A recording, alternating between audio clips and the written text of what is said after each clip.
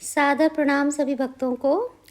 भक्तमाल ग्रंथ के आज जिस पात्र की हम आपको कथा सुनाने जा रहे हैं वो है नंद पत्नी माता यशोदा, भगवान श्री कृष्ण की मैया यशोदा रानी, जो बहुत ही सुंदर उनका चरित्र है और भक्तमाल में बड़ा सुंदर इसका वर्णन है। एक वसु थे द्रोण नाम के। उन्होंने ब्रह्मा जी से प्रार्थना करी कि देव जब मैं पृथ्वी पर शरीर धारण करूं तो विश्वेश्वर भगवान श्री हरि अर्थात श्री कृष्ण चंद्र में मेरी परमा भक्ति होवे।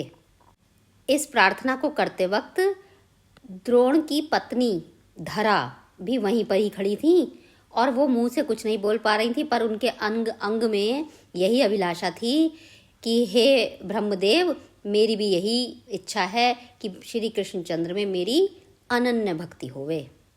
ब्रह्मा जी ने उन्हें वरदान दिया, ऐसा ही होगा। इसी वर के प्रताप से धरा ने ब्रजमंडल के एक गोप, नाम था उनका सुमुख, और उनकी पत्नी पाटला के यहाँ कन्या के रूप में भारतवर्ष में जन्म धारण किया।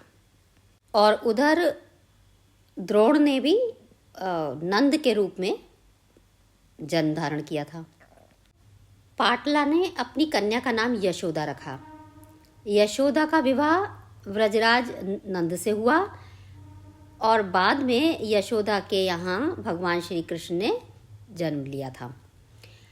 इससे पूर्वत जो हम ब्रजमंडल यहाँ पर देखते हैं, जो गोलोक वृंदावन धाम है, वो तो भगवान का नित्य धाम है। और एक वृंदावन धाम आप यहाँ धरती पर देखते हैं, तो ये तो नित्य है नहीं, है ना। लेकिन जो गोलोक वृंदावन धाम है, भगवान का परम धाम जो है, वो तो नित्य है। उस नित्य परम धाम में भी एक यशोदा है, वो भी नित्य हैं और वो भगवान श्री कृष्ण की नित्य माता हैं। वात्सल्य की वहाँ धारा बहती रहती है और यशोदा रानी सदा भगवान को वात्सल्य रस का आस्वादन कराती रहती हैं। वहाँ पर धरती पर भगवान के अवतार लेने का समय हुआ तो ये नित्य जो माता हैं वात्सल्यमयी यशोदा, वो भी पूर्व जन्म में जो मतलब जो धरा थी, यानी कि जो यशोदा के रूप में धरती पर आई, उनके साथ एक रस हो गई। यानी कि जो गोलोक वृंदावन धाम में यशोदा है, वो नीचे पाटला की पुत्री जो यशोदा हैं उनके शरीर में प्रवेश कर गई और एक रस हो गई। और उसके बाद स्वयं भगवान श्री कृष्ण चंद्र उनके यहाँ अवतीर्ण हुए, उनका जन्म हुआ। श्री कृष्ण का जन्म हुआ, अवतीर्ण हुए भगवान। उस समय यशोदा की आयु ढल चुकी थी। इतनी ढलती हुई उम्र में भी उन्हें पुत्र प्राप्ति का बड़ा आनंद हुआ। छठे दिन यशोदा ने अपने पुत्र की छठी करी और उसके छठी के दिन से ही यशोदा का वात्सल्य सिंधु उमड़ पड़ा।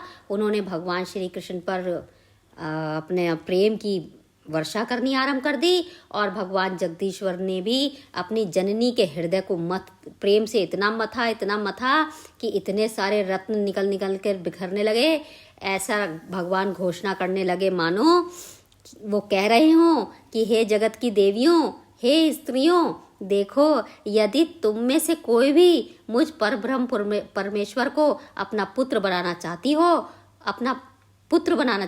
यानी कि पुत्र भाव से मेरे को अगर भजना चाहती हो, तो मुझे कैसे प्यार किया जाता है, मेरे साथ कैसे वात्सल्य भाव किया जाता है, मुझे कैसे भोजन कराया जाता है, मेरे साथ कैसे अटखेलियाँ करनी पड़ती हैं, मेरे साथ कितनी मेहनत करनी पड़ती है, कितनी यशोदा रानी मेहनत करती हैं उनके साथ, इसकी तुम्हें शिक्षा लेनी पड़ेगी। इसलिए इन सर्वदा जो अनमोल रत्न, यानी कि अनमोल रत्न किसको कह रहे हैं? यशोदा रानी को कह रहे हैं। मैंने अपने गोलोक वृंदावन धाम से इस अनमोल रत्न यशोदा को निकालकर इस जगत में तुम्हारे लिए छोड़ दिया है। ये यशोदा तुम्हारे लिए आदर्श है।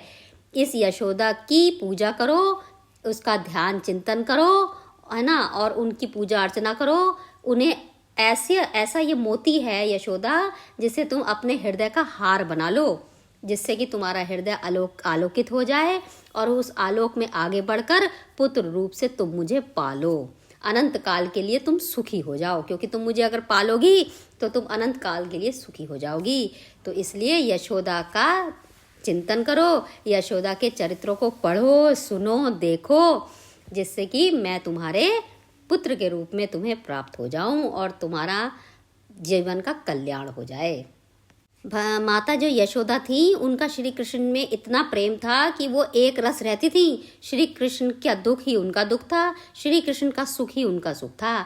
जब पूतना श्री कृष्ण को मारने के लिए आई तो उन्होंने देखा कि मेरे पुत्र को वो उठाए लिए चली जा रही है। यशोदा ने ये देख रही हैं कि वो मेरे पुत्र को उठाकर दौड़ी जा रही है पूतना। उस क्षण यशोदा के प्राण भी मानो पूतना के पीछे पीछे दौड़ चले। यशोदा के प्राण तभी लौटे, उनको जीवन का संचार तभी हुआ जब पुत्र को लाकर उनकी गोद में दे दिया गया। तो यशोदा ने स्नेहवश उस समय परमात्मा श्री कृष्ण को गोपुच्छ यानी कि गो की पूंछ से फिराकर मंगल की कामना करी। उनको तनिक भी एहसास नहीं था कि ये तो परब्रह्म है, पूतना इनका क्या बिगाड़ लेगी। लेकिन ऐसा नहीं था। उन्होंने अपने छोटे नन्हे बालक के रूप में ही हमेशा भगवान को भजा। अपने भगवान को ना भज के मतलब अपने पुत्र के रूप में ही जो है श्री कृष्ण को अपने गले से लगाया। वो इतना डर गई कि पता नहीं इस राक्षसी ने मेरे पुत्र का क्या करा हो, मेरा कितने पुत्र का कितना नुकसान हो गया हो। और उन्होंने गौपुच्छ से उन्हें फिराकर उनके मंगल की कामनाएं करी और ईश्वर से उनके सुरक्षा की प्रार्थना हमेशा वो करती रहीं। साधारण माँ अपने पुत्र के किसी संकट पर पगला जाती है ना, बिल्कुल उसी तरह ही यशोदा ने भी अपने होश खो दिए थे। तो इतना प्रेम रस, इतना समर्पण पुत्र भाव में यशोदा रहती थी। जैसे यशोदा नंदन बढ़ रहे थे वैसे ही क्रम में मैया यशोदा का आनंद भी प्रतिक्षण बढ़ रहा था। और जननी का प्यार पाते पाते श्री कृष्ण आज 21 दिन के हो गए थे।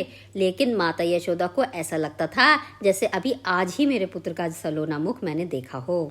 वो शकट में अपने पुत्र को सुला रही थी तो वो शकट भगवान के ऊपर गिरने वाला था, पर इससे पहले ही यशोदा नंदन ने अपने पैर से जो शकट को उल्टा कर दिया था, शक्टासुर का वध कर दिया था। तब भी जननी को ये बिल्कुल भी एहसास नहीं हुआ कि ये तो परब्रह्म है, इनके पैर से शकट गिर गया। वह तो केवल इतना ही सोच पाई कि हाय मेरे लाल को किसने उठा लिया, हाय मेरे लाल को किसने पटक दिया। देखो रोती रही, धिक्कार है उन्हें। उन्होंने और लोगों को जो आसपास शकट के खड़े थे उन्हें चिल्लाई, उन्हें डांटा कि देखो मेरा पुत्र प्राण शून्य हो जाता, तुम लोगों ने उसकी देखभाल नहीं की और अपने आप को कोसती रही कि मैं एक क्षण के लिए भी अपने पुत्र को छोड़कर क्यों चली गई थी। ऐसी प्रेममयी यशोदा मैया रही हैं। इतना सुंदर अनन्य प्रेम अपने पुत्र के प्रति, श्री कृष्ण के प्रति उनका रहा है। यशोदा रानी हमेशा विधाता से प्रार्थना करती कि हे विधाता, मेरा वह दिन कब आएगा जब मैं अपने लाल को घुटमनू चलते हुए देखूंगी। दूध की दतुलियाँ कब निकलेंगी मेरे लाल की, दो दो आगे की दतुलियाँ कब निकलेगी, कब वो तोतली भाषा में बोलेगा, कब मेरे कानों में अमृत बहेगा। ऐसे बार बार प्रार्थना वो भगवान से करती थी। कुछ ही दिनों बाद जननी का मनोरथ पूर्ण हो गया। श्री कृष्ण बोलने लगे, घुटमनू चलने भी लगे और फिर घुटमनू से चलते चलते बड़े होकर पैरों से भी चलने लगे। इतने में वर्ष भी पूरा हो गया, 1 वर्ष के हो गए। यशोदा रानी ने अपने पुत्र की प्रथम वर्षगांठ भी मनाई। इसी समय कंस ने तृणावत दैत्य को भी भेजा तो वह आया और यशोदा के नीलमणि को उड़ाकर आकाश में ले गया। तब भी यशोदा मृत के समान पृथ्वी पर गिर पड़ी। जब तृणावत का वध हो गया और गोपियां उठाकर शिशु को यशोदा जी की गोद में देने आई, तब उनका चैतन्य वापस आया और उन्होंने बहुत सारे तरीके के जल से, वर्षा के जल से, इंद्र के पूजा से लाई हुई भभूत अपने पुत्र के मुख पे मली और उनको हर तरीके से, सब तरीके की बाधाओं से मुक्त करने की प्रार्थना भगवान से करी। तब आकर उनको आनंद हुआ और श्री कृष्ण में होड़ ही लगी रहती थी। यशोदा का वात्सल्य उमड़ता तो उसे देखकर 100 गुना परिमाण में श्री कृष्ण चंद्र का लीला माधुर्य प्रकट होता। जैसे जैसे माता यशोदा अपने बच्चे का लाड़ लड़ाती, उससे 100 गुना होकर श्री कृष्ण चंद्र अपनी लीलाएं उनके सामने सुंदर सुंदर लीलाएं प्रकट करते रहते। लीलाओं को देखकर माता यशोदा भाव सिंधु में गोते लगाती, भाव विहल हो जाती और श्री कृष्ण की लीलाकरण में निखर उठती। कभी हंसती, कभी रोती, कभी खिलखिलाकर हंस पड़ती। इस तरीके से यशोदा का वात्सल्य अनंत, असीम, अपार बढ़ता ही चला गया। इस वात्सल्य के सागर में डूबती उतरती यशोदा सब कुछ भूल जाती, केवल नीलमणि ही उनके नेत्रों में नाचते रहते। कब दिन हो जाता, कब रात्रि आ जाती, यशोदा को इसका भान ही न रहता। 11 वर्ष 6 महीने यशोदा रानी के भवन में श्री कृष्णचंद्र अपनी लीलाएं करते रहे और इसी प्रकार सभी को आनंदित करते रहे। और यशोदा का हृदय तो मानो वात्सल्य के इस संसार में डूबा ही रहता। वो भी आया जब श्री कृष्णचंद्र मथुरा को चल पड़े। उनके पहिए जैसे जैसे रथ के पहिए भूमि पर अंकित हो रहे थे, उसका पहिए का एक एक शूल ऐसा लग रहा था जैसे यशोदा के हृदय में वो छेद किए दे रहा हो। यशोदा का जो हृदय है वो छलनी छलनी हो रहा था और आंखों से अश्रुधारा बह रही थी, इतनी बही कि उसकी नदी बह गई। जो भी कोई यशोदा को देखता वो हाय हाय करता और यही सोचता कि हाय कृष्णचंद्र क्यों यशोदा रानी को छोड़कर चले गए।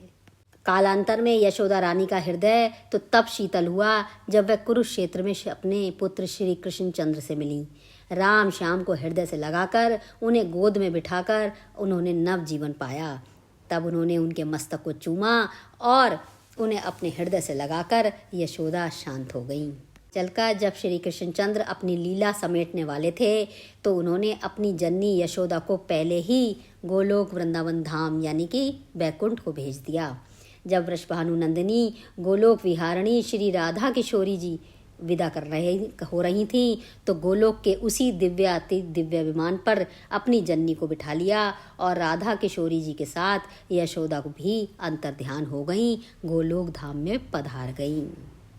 जी के विषय में ये मैंने संक्षेप में आपको कथा वर्णन करी है। कहने को तो यशोदा जी का इतना सुंदर चरित्र है कि मैं कहाँ तक गाऊं, कहाँ तक भाव आपको सुनाऊं। इतने भाव हैं कि एक वीडियो तो कम ही पड़ जाता है। अगले वीडियो में एक और भक्त की कथा लेकर हम उपस्थित होंगे। अगर वीडियो आपको अच्छा लगा हो तो लाइक करें, शेयर करें और सब्सक्राइब करें। जय श्री कृष्णचंद्र की जय, श्री यशोदा मैया की।